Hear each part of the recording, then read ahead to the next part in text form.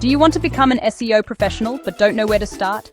Let's build your foundation with a simple SEO checklist that turns beginners into pros. Step 1. Understand what SEO really means. SEO stands for Search Engine Optimization. It's all about helping websites appear on Google when people search for relevant topics. Learn the 3 pillars: on-page SEO, off-page SEO, and technical SEO. Each plays a unique role in improving visibility and traffic.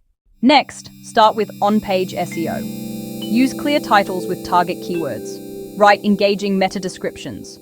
Optimize headings, H1, H2, and include internal links.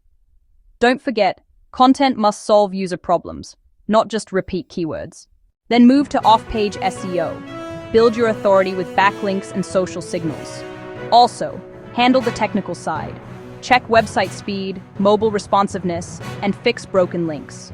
Use free tools like Google Search Console, Google Analytics, and Page Speed Insights. Finally, practice. Start your own blog or optimize a demo site.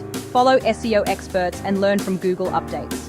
Remember, SEO is not a one-time task. It's an ongoing learning process. If you're ready to kickstart your SEO career, subscribe to Career Connection Consulting, where we turn beginners into skilled professionals.